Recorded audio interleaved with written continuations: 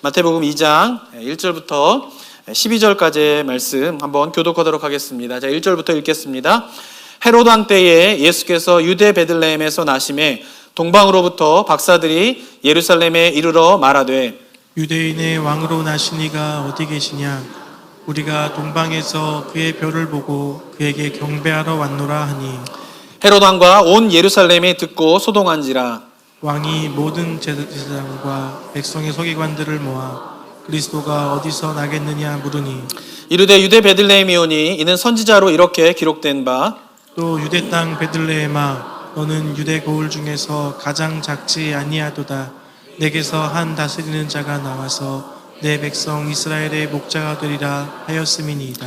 이에 헤롯이 가만히 박사들을 불러 별이 나타난 때를 자세히 묻고 베들레헴으로 보내며 이르되 가서 아기에 대하여 자세히 알아보고 찾거든 내게 고하여 나도 가서 그에게 경배하게 하라. 박사들이 왕의 말을 듣고 갈새 동방에서 보던 그 별이 문득 앞서 인도하여 가다가 아기 있는 곳 위에 머물러 서 있는지라. 그들이 별을 보고 매우 크게 기뻐하더라. 집에 들어가 아기와 그의 어머니 마리아가 함께 있는 것을 보고 엎드려 아기께 경배하고 보배압을 열어 황금과 유향과 몰약을 예물로 드리니라. 그들은 꿈에 헤롯에게로 돌아가지 말라 지시하심을 받아 다른 길로 고국에 돌아가니라. 아멘. 이제 며칠 뒤면은 이제 예수님이 탄생하신 날을 기념하는 크리스마스가 이제 다가오게 됩니다. 저희가 크리스마스를 예수님이 탄생하는 날을 기념하는 날 이렇게 말씀드린 이유가 무엇 때문이냐면요. 크리스마스 12월 25일은요. 예수님이 실제로 탄생하신 날은 아닙니다. 그죠? 이걸 아직까지 모르시는 분들도 좀 계실 텐데 크리스마스 12월 25일은 예수님이 탄생하신 날이 아니라 예수님의 탄생을 기념하는 날입니다. 그러니까 예수님의 탄생에 관한 기록이 사복음서에 보면은 마태복음하고 누가복음에만 있습니다. 마가복음이나 요한복음에는 예수님의 탄생에 관한 이야기가 없는데요. 이 마태복음이나 누가복음을 보면은 예수님이 언제 몇 월 며칠 날 탄생하셨는가에 대한 정확한 기록이 있지 않습니다. 그래서 예수님께서 정말 며칠 날 탄생하셨는가 이거는 알 수가 없는 것이죠. 그래서 이제 로마 시대 때에 이제 기독교가 이 동방교회와 서방교회로 갈라지게 되는데요. 이 서방교회, 그러니까 저희 개신교라든가 로만 캐톨릭이 속해 있는 서방교회는 크리스마스를 12월 25일로 지키고 있고요. 그 다음에 러시아 정교회라든가 그리스 정교회와 같은 동방교회는 크리스마스를 1월 6일로 지키고 있습니다. 그래서 베들레헴에 가면은 지금도 크리스마스를 베들레헴은 두 번 축제를 열거든요. 12월 25일에 한 번, 1월 6일 날 이렇게 열게 되는 것입니다. 그래서 12월 25일은 예수님이 탄생하신 날은 아니지만 그래도 교회가 그날을 정해가지고 예수님의 탄생을 기념하는 날로 드리고 있는 것이죠. 근데 마태복음이나 이제 누가복음에 보면은 예수님 언제 탄생하셨는가에 대한 기록은 없지만 누가복음의 내용을 좀 따른다라고 하면은 어쩌면 예수님이 탄생하신 날은 겨울이 아니라 봄일 가능성이 많이 있습니다. 왜냐하면 누가복음에 보면은 목자가 밤에 양을 치는데 그때 별을 보고 아기 예수가 태어난 것을 보고 경배하러 가지 않습니까? 근데 밤에 밖에서 목자들이 양떼를 치려고 하면요 겨울은 힘듭니다. 그렇기 때문에 아마도 예수님이 탄생하신 날이 이스라엘의 봄 정도 되지 않았을까라고 추정을 하지만 어쨌든 정확한 날짜는 알 수가 없습니다. 자, 이야기를 드린 이유가 무엇이냐면요. 우리가 크리스마스에 대해서 굉장히 잘 안다고 생각을 합니다. 예수님의 탄생에 대해서 잘 안다고 생각합니다. 그런데 실제 따지고 보면은 우리가 알고 있는 지식이 성경에 있는 내용과 좀 다른 부분들이 많이 있는 것을 좀 보게 됩니다. 일반적으로 많은 사람들이 예수님의 탄생에 대한 것을 이제 할 때 그리는 그림이 대표적인 그림이 이 그림인데요. 이 그림은요. 마태복음 오늘 읽은 본문과 비교를 해보면은 두 가지가 틀린 부분이 있습니다. 첫 번째 틀린 부분이 뭘까요? 작년에 제가 가르쳐 드렸습니다. 뭐죠? 동방박사가 지금 어디에 와 있어요? 마구간에 와 있죠. 이게 틀린 거예요. 그러니까 누가복음에 보면은 목자들이 말구유에 누이신 아기 예수께 경배하러 오는 건 맞아요. 그런데 오늘 본문을 보면요. 동방박사가 목자가 가고 난 이후에 바로 와가지고 말구유에 누인 예수께 경배한 것은 아닙니다. 이건 작년에 좀 알려드렸던 내용이에요.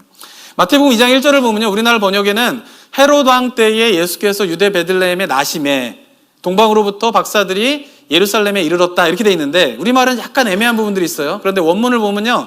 헤롯 왕 때에 예수께서 유대 베들레헴에서 나신 이후에 이렇게 돼 있습니다. 그러니까 예수님이 이미 나셨고 그리고 난 다음에 동방에서 어떻게 해요?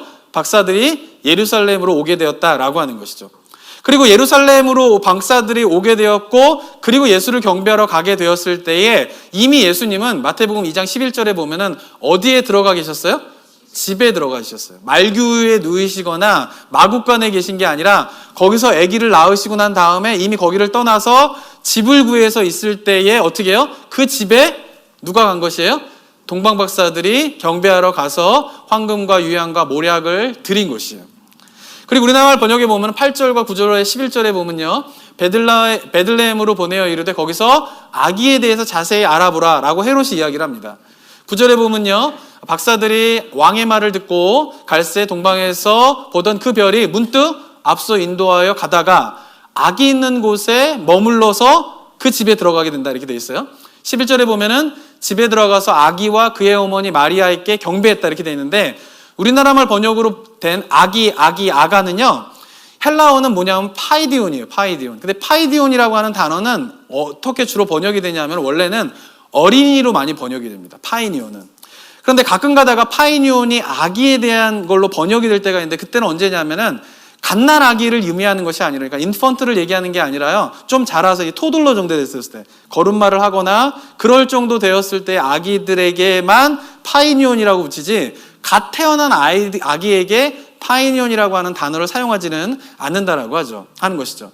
그러니까 8절과 9절과 11절에 보면 헬라 원문을 보면 이게 갓 태어난 아기에게 경배를 간 것이 아니라 아기가 조금 태어나서 몇 달 혹은 좀 지난 가운데에 있는 아기에게 경배하러 갔다라고 하는 것을 알 수가 있는 것입니다. 그리고 읽지는 않았지만요, 우리가 잘 아는 구절인데 2장 16절에 보면은 이렇게 기록되어 있는데요. 한번 읽어볼까요? 시작. 이에 헤롯이 박사들에게 속은 줄을 알고 심히 노하여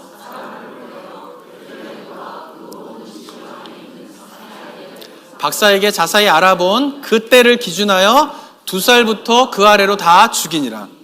박사를 베들레헴으로 보내면서 왕이 어디서 났는지 좀 잘 알아봐 주십시오 라고 헤롯이 이야기합니다. 그리고 말하기를 돌아와서 나에게 알려주면 나도 그 왕에게 경배를 하겠습니다 라고 말하지만, 오늘 읽은 본문 마지막에 보면은 꿈에서 하나님께서 박사들에게 헤롯에게 가지 말라라고 명령하시게 됩니다. 그럼 본국으로 돌아가게 돼요. 그런데 이 소식을 헤롯이 듣게 되자 분노를 하게 됩니다. 그리고는 그 박사가 말한 왕이 태어난 때부터 계산을 해가지고 몇 살 이하의 아기를 다 죽이라 그랬어요? 2살이에요.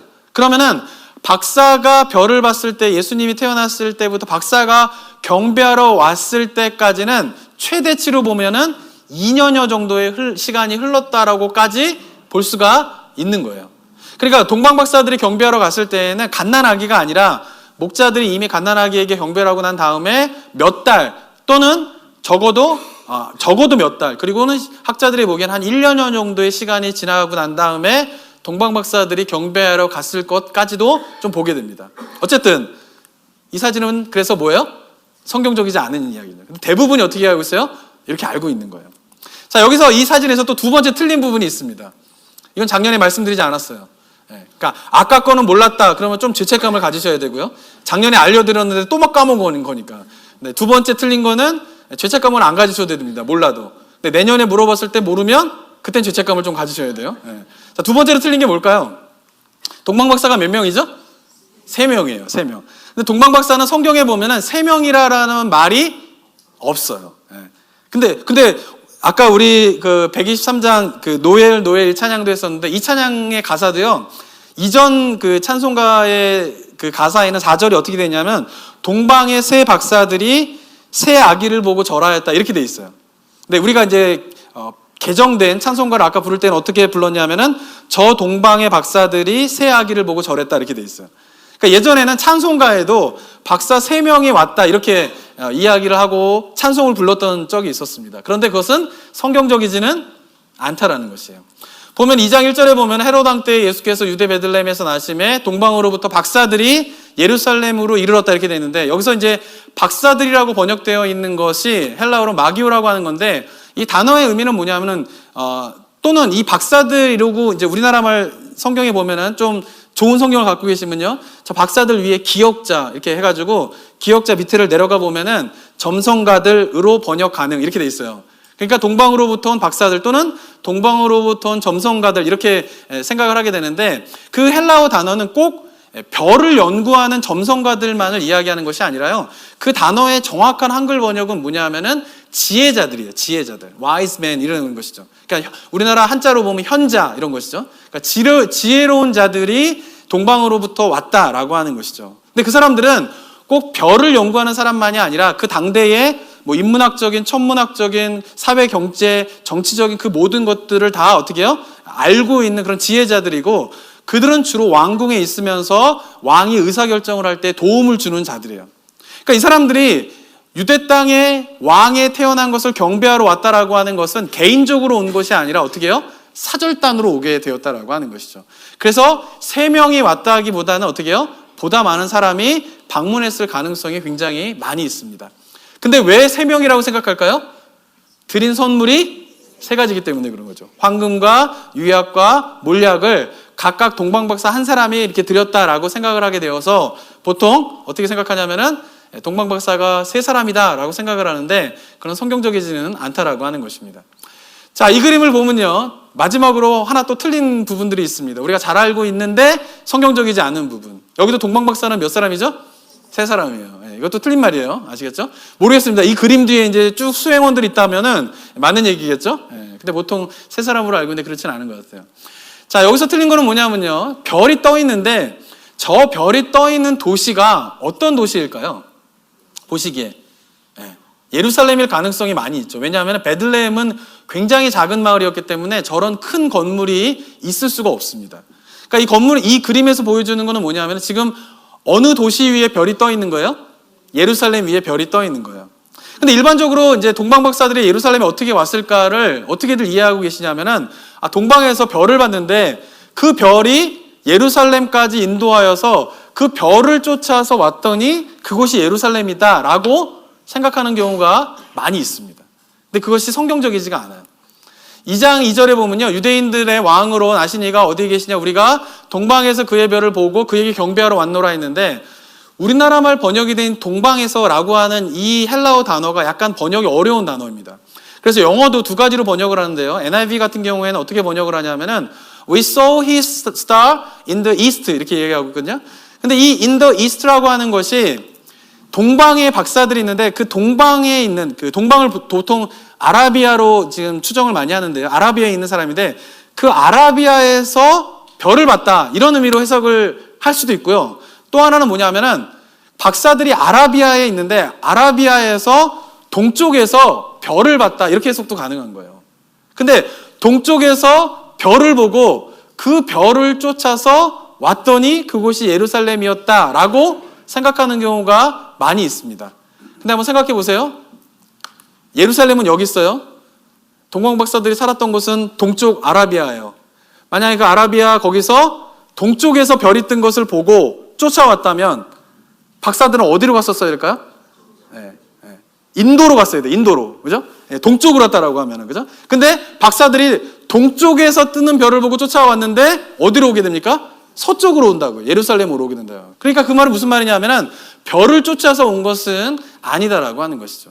그래서 ESV 같은 경우에는 in the east라고 하는 거를 어떻게 번역을 했나 하면 We saw his star when it rose 해가지고 별이 떠오를 때에 그것을 봤다 이렇게 설명하고 있는 것이죠. 그러니까 무슨 말이냐면은 동방에 있는데 별 하나가 떠오른 거예요. 근데 그 별이 굉장히 특별한 별이기 때문에 저 별이 무엇일까라고 지혜자들이 생각을 하다가 저것이 유대의 왕이 태어났다라고 하는 사인이구나라고 하는 것을 알게 되면서 그래서 뭐예요? 예루살렘으로 찾아오게 되었다라고 하는 것이죠. 왜? 유대의 수도가 어디였기 때문에? 예루살렘이었기 때문에 그렇다라고 하는 것입니다. 그런데 왜 이제 유대 땅까지 동방에서 별을 보고 쫓아왔을까라고 생각을 하게 된 이유가 무엇 때문이냐면요, 9절의 말씀하고 뒤섞여서 그러는데요, 9절에 보면 이렇게 기록되어 있습니다. 한번 읽어볼까요? 시작.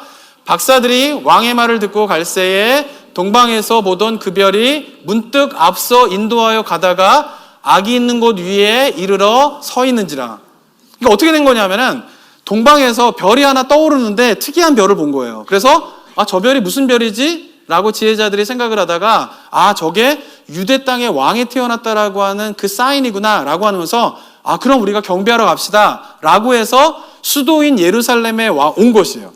그런데 예루살렘에 왔더니 헤롯이 이야기하기를 왕이 태어났다고? 그래서 율법사들과 제사장들을 다 모아가지고 어떻게 된 일이냐라고 하니까 베들레헴에 왕이 태어난다라고 하는 구약의 메시지가 있습니다. 예언이 있습니다라고 하니까 헤롯이 동방박사 사람들한테 어떻게 해요? 베들레헴으로 가라 이야기를 한 거예요. 그래서 헤롯의 말을 듣고 예루살렘을 떠나서 베들레헴으로 가는 중에 뭐를 보게 되는 거예요? 동방에서 봤던 그 별이 뭐예요? 다시 보여지게 되는 것이에요. 그리고 그때부터는 어떻게 해요? 그 별이 인도하는 대로 따라갔더니 그 별이 어디에 멈춰선 곳이에요? 예수님이 태어나서 마구간이 아니라 옮기셔서 집에 머물고 계시는데 그 집 위에 별이 멈추는 것을 보고 그 집으로 들어가서 동방박사가 경배를 하게 되었다라고 볼 수가 있는 것이죠. 어떻습니까? 이스라엘 백성들한테 동방박사가 왔을 때는 아무 생각 없이 그냥 별을 막 쫓아다오다 보니까 예루살렘에 도착한 게 아니라요. 유대 왕을 우리가 경배하러 갑시다. 그리고 예루살렘으로 가게 된 것이에요. 그래서 예루살렘에 도착하게 되었을 때에 헤롯 왕을 만났을 때에 우리가 희한한 별을 쫓아서 왔는데 이곳에 무슨 일이 생긴 겁니까? 라고 물어본 것이 아니라 도착하자마자 헤롯에게 어떻게 물어봅니까? 유대의 왕으로 나신 이가 어디에 있습니까? 라고 물어본 것이에요. 그러니까 뭐예요? 동방박사들은 분명한 목적을 가지고 분명한 깨달음을 가지고 예루살렘으로 왔다라고 하는 것을 우리가 알 수 있다라고 하는 것입니다. 자, 어떠십니까? 제가 말씀드린 것이 성경에 있는 내용들을 우리 성도님들이 잘 알고 계신 것 같으세요? 정확하게 따져보니까 좀 아는 것도 있는 것 같은데 모르는 게 더 많으시죠? 그죠? 예수님이 태어난 상황에 대해서 그 크리스마스에 대해서 우리가 잘 안다라고 생각하지만 그러나 성경을 가만히 읽어보면은 우리가 알고 있는 것이 성경과 다른 부분들이 많이 있다라고 하는 것이죠. 자, 그런데 예수님의 그 태어난 상황도 우리가 잘 이해하지 못하는 가운데 있지만 우리가 더 잘 이해하지 못하고 있는 부분들은 무엇이냐면 마태와 누가가 예수님의 탄생에 관한 것을 기록을 하는데 마태와 누가가 예수님의 탄생을 기록하면서 마태와 누가가 이야기하고 싶은 것이 무엇인가에 대한 이해가 우리들은 많이 부족하다라고 하는 것입니다. 자, 보시면요. 박사들이 오게 되는 것에 대해서 마태가 기록을 하게 되는데 생각해 보시면은 마태는 왜 예수님의 탄생에 관해서 이야기를 할 때에 동방박사가 와서 경배하는 이야기를 하게 되었을까요? 그 이유는 무엇 때문이냐면은 동방에서 온 사람들은 동방으로부터 올 때 아무런 생각 없이 온 것이 아니라 제가 어떻다 그랬죠? 동방의 별을 보고 그것이 뭐라고요? 유대인의 왕이 태어났구나라고 하는 것을 알고 왔다라고 하는 것이죠. 그러니까 그 별을 보고 유대인들이 아닌 이방인들은 그것이 유대 땅에 있는 왕의 탄생을 알리는 것이구나라고 하는 것을 깨닫고 그리고 와서 어떻게 해요? 경배하면서 기뻐하고 있는데 유대인들은 그 똑같은 때에 유대인들은 어떻게 하고 있어요? 하나님의 말씀을 잘 안다라고 하는 그 유대인들은 메시아가 태어난 것도 모르고 있었던 것이에요. 그리고 메시아가 태어난 것도 모르고 있을 뿐만 아니라 누군가가 와가지고 메시아가 태어났습니다. 구약에 예언된 메시아가 태어났습니다. 라고 이야기하는데 이방인들은 어떻게 해요? 그 메시아를 경배하면서 기뻐하고 있는데 유대인들은 그 소식을 듣고도 어떻게 하고 있습니까? 기뻐하지 않는 것이에요. 오히려 어떻게 해요? 헤롯이 두려워하고 있어요. 예루살렘이 다 소동했다고 되어 있어요. 갑자기 당황하는 거예요. 분주해지기 시작하는 거예요. 불안해지는 거예요. 두려워지기 시작하는 것이에요. 그리고는 결국 유대 지도자를 비롯한 헤롯이 저지른 끔찍한 일이 무엇입니까? 메시아가 왔다는 소식을 들었는데 그것을 경배하고 기뻐하는 일을 하는 것이 아니라 2살 아래의 아기들을 다 죽여버리는 끔찍한 일을 저지르게 되었다라고 하는 것이죠. 그 이유가 무엇 때문이에요? 두려움 때문에 그렇다라고 하는 것이죠. 그러니까 메시아가 태어났는데 이방인들은 기뻐하고 있는데 유대인들은 어떻게 하고 있어요? 두려워하고 염려하는 모습이 있다라고 하는 것이죠. 마태는 이 두 가지의 둘의 모습을 대조하면서 오늘 본문을 기록하고 있다라고 하는 것입니다. 자, 그렇다면 한번 생각해 봐야 할 것은 어떻게 이방에 있는 지혜자들이 별을 보고 메시아가 태어났는가를 알 수 있었을까요? 그것은 성경에 기록되어 있기 때문에 그렇습니다. 민수기 24장 17절을 보면요. 한번 읽어볼까요? 시작.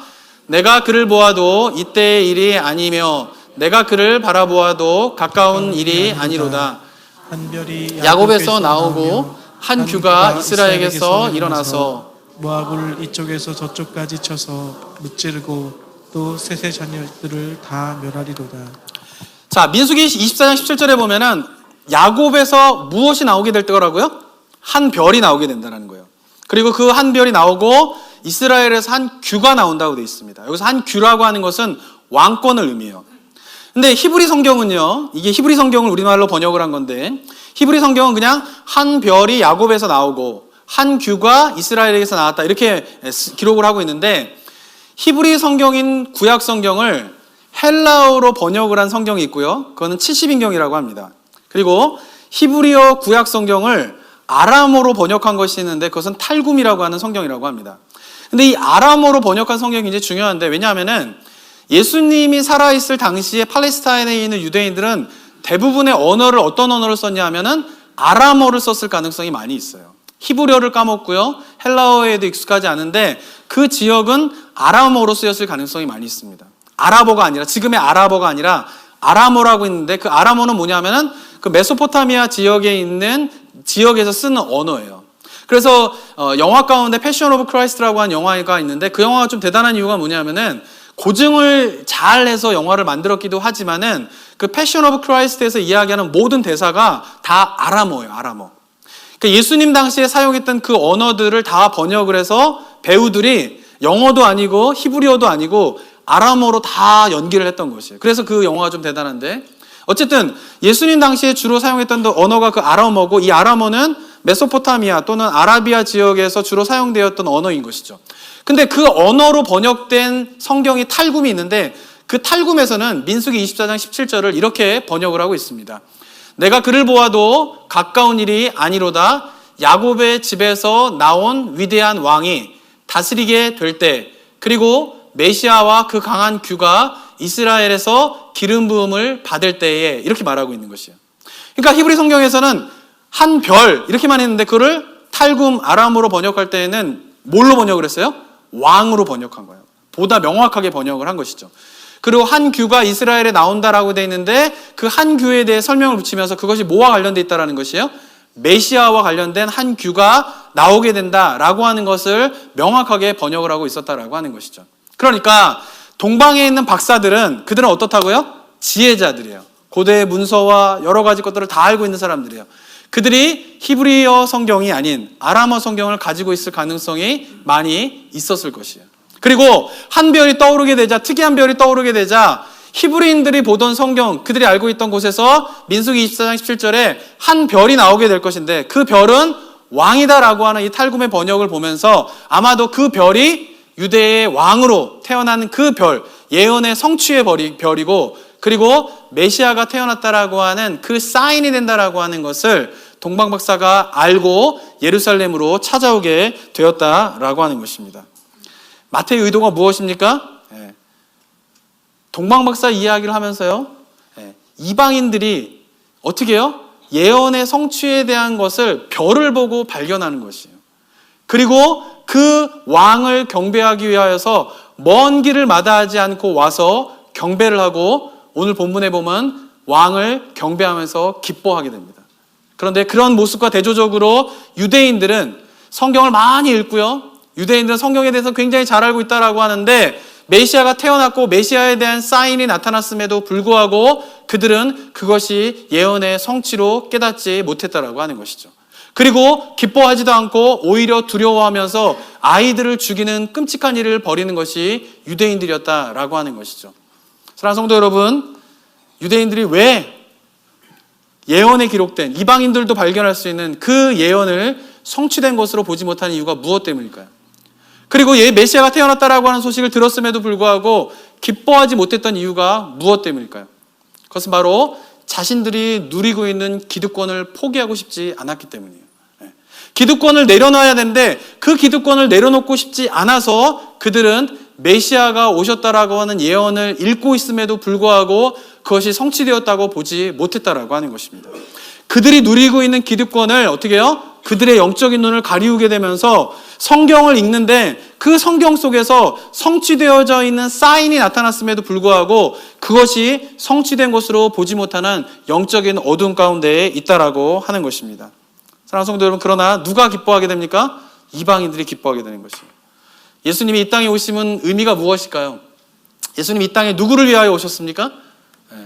가난한 자들, 낮고 천한 자들, 소외받은 자들을 위하여 오신 것이에요. 예수님도 스스로 그렇게 이야기를 하고 있어요. 마태복음 9장 12절에 보면요, 예수께서 들으시고 이르시되 건강한 자에게는 의사가 쓸데없고 병든 자에게야 쓸데있느냐 라고 말씀하시고 나면 13절에서 이렇게 이야기합니다. 한번 읽어볼까요? 시작. 너희는 가서 내가 긍휼을 원하고 제사를 원하지 아니하노라 하신 뜻이 무엇인지 배우라. 나는 의인을 부르러 온 것이 아니요 죄인을 부르러 왔노라 하시니라. 이 말씀이 무슨 말이에요? 예수님께서 이 땅에 오신 것은 누구를 위하여 오셨다라는 거예요? 죄인을 위하여서 오셨다라고 하는 것이에요. 그리고 또 마태복음 19장 24절에 보면 이렇게 기록되어 있는데요. 다시 한번 읽어볼까요? 시작. 다시 너희에게 말하노니 낙타가 바늘귀로 들어가는 것이 부자가 하나님의 나라에 들어가는 것보다 쉬우니라 하시니라. 누가 하늘나라에 들어갈 수 있다라는 거예요? 이 말은 부자가 들어가기 힘들다라는 거예요. 그 말은 누가 들어갈 수 있다라는 거예요? 가난한 자들이 들어갈 수 있다라고 하는 것이에요. 마태복음 5장에서는 심령이 가난한 자는 복이 있나니 이렇게 얘기했지만 누가복음에서는 똑같은 본문에 대해서 그냥 가난한 자는 복이 있나니 가난한 자가 천국을 소유할 것이다 라고 누가복음에서는 이야기하고 있는 것이에요. 천국에 누가 들어가냐면 가난한 자가 들어가고 부자는 들어가기 힘들다라고 하는 것이에요. 그 말은 예수 그리스도가 이 땅에 오심은 누구를 위하여 오셨다라는 것이에요? 가난한 자들을 위해서 오셨다라는 거예요. 죄인들을 위하여서 오셨다라는 거예요. 소외받고 멸시받는 이방인들을 위해서 오셨다라고 하는 것이죠. 자, 그러나 우리가 기억해야 할 것은 예수님의 이 땅에 오심은 단순히 정확하게 말한다면은 가난한 자들, 소외받은 자들, 이방인들을 구원하기 위해, 그들만을 구원하기 위해서 오신 것은 아니라는 것이에요. 예수님께서 이 땅에 오신 이유가 무엇 때문입니까?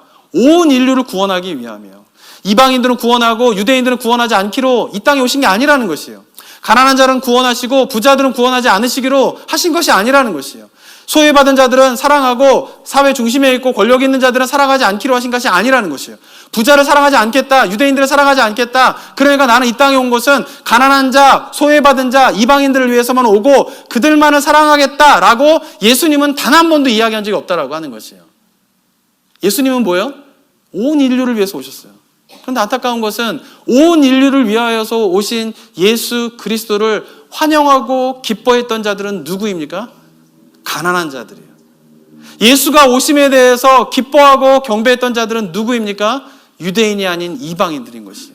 예수님의 오심을 기뻐했던 자들은 누구냐면 사회의 중심에서 높은 자리에 있는 기득권에 있는 자들이 아니라 어떻게 해요? 사회의 낮은 곳에서 낮은 삶을 살아가고 있는 낮은 계층에 있는 사람들이 예수 그리스도의 오심을 기뻐했다라고 하는 것입니다. 그래서 결과적으로 예수 그리스도가 이 땅에 오심은 온 인류를 위하여서 오심인데 결국 그 온 인류를 위하여서 오신 예수 그리스도를 환영하고 기뻐했던 자들은 가난한 자들이고 소외받은 자들이고 그리고 이방인들이 기뻐했기 때문에 예수 그리스도는 그들을 위하여서 오게 된 결과를 낳게 되었다라고 하는 것입니다. 사랑하는 성도 여러분, 우리들도 우리 삶을 좀 돌아봐야 합니다. 부자들이 왜 낙타가 바늘귀에 들어가는 것보다 천국에 들어가는 것이 어렵다라고 이야기를 할까요? 부가 쌓이게 되면요. 그리고 사회적으로 높은 집에 올라가게 되면요. 그리고 사회의 중심에 있게 되면요. 어떻게 돼요? 그 삶의 중심이 뭐가 되기 쉽습니까? 돈이 되기 쉬워요. 명예가 되기 쉬워요. 권력이 되기 쉬워요. 그런데 예수님께서 이야기하시는 것은 뭐냐면 하나님께서 이야기하시는 것은 뭐냐면 그 모든 것에 대한 기득권을 내려놓으라는 것이에요. 그 말은 무슨 말이냐면 너의 삶의 중심에 누가 있어야 된다라는 거예요? 하나님이 있어야 된다라고 하는 것이죠. 그런데 부자가 되면요, 하나님이 삶의 중심이 되기보다는 돈이 삶의 중심이 되기가 쉬운 것이에요. 그게 어려워요. 사회 높은 자리에 있게 되면요, 명예와 권력이 삶의 중심에 있고 그 자리에 대신해서 하나님을 거기다 두기가 힘든 것이에요. 그래서 어떻게 해요? 예수님께서 부자가 천국에 들어가는 것이 힘들다라고 이야기하고 있는 것입니다.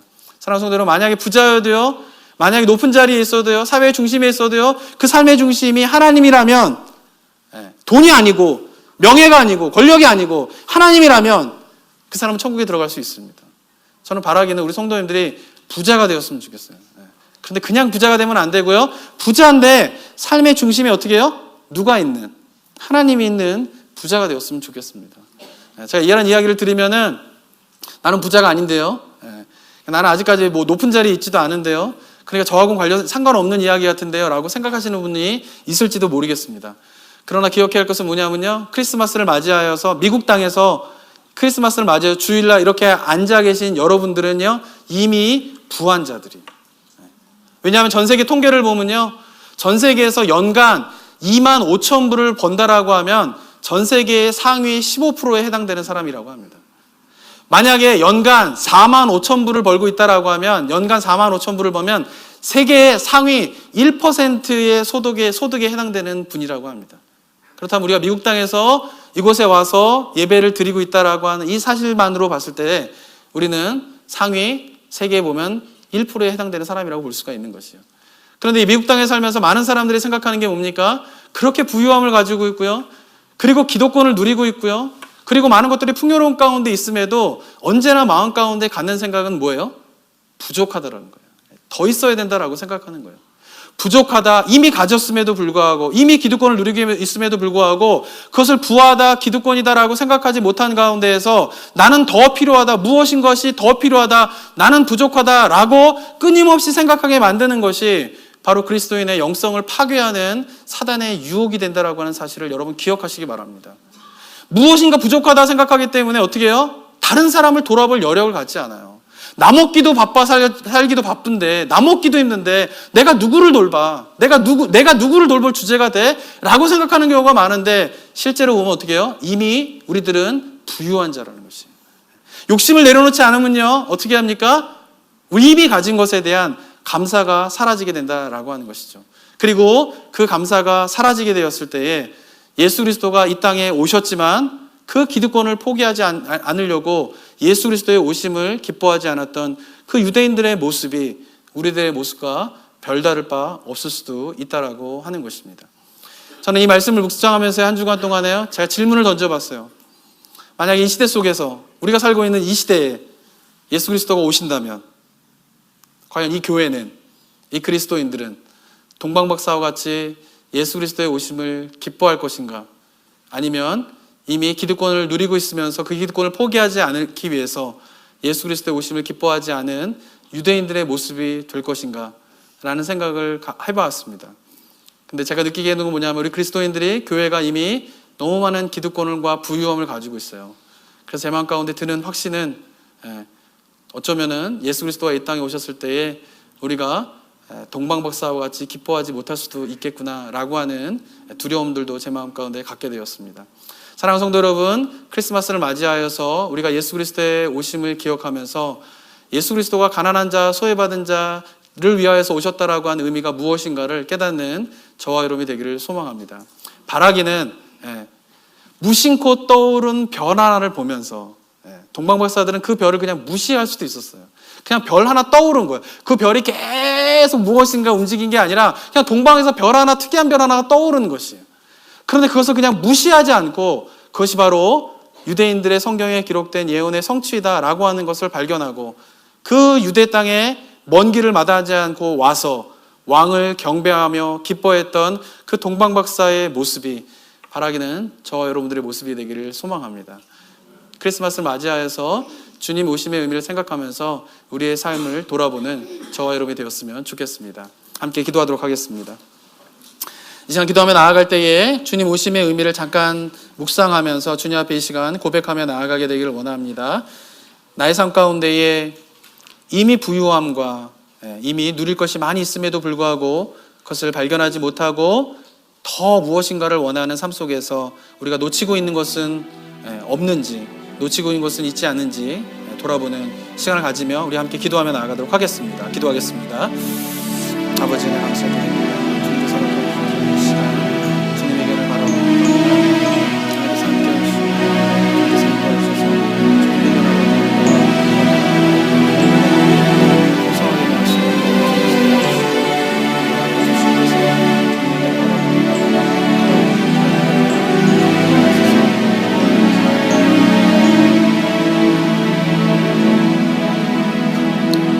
사랑과 은혜가 충만하신 하나님 아버지, 은혜 감사드립니다. 2000년 전 이 땅에 오신 예수 그리스도를 기뻐했던 자들은 가난한 자들, 소외받은 자들, 이방인들이었는데 하나님, 그들의 모습이 우리들의 모습이 되기를 원합니다. 이미 가지고 있는 것에 대한 기득권을 내려놓지 못하고 하나님의 말씀을 읽지만 예수 그리스도의 오심을 발견하지 못했던 그 유대인들의 모습이 우리들의 모습이 되지 않도록 깨어 영적으로 살아있는 우리 모든 성도님들 되게 하여 주시옵소서. 주님 오심을 맞이하여서 우리가 주님 오심의 의미를 생각하며 그것이 열매를 맺어가는 복된 삶이 될 수 있도록 주님 은혜 허락하여 주시옵소서. 감사드리며 예수 그리스도의 이름으로 기도드립니다. 아멘.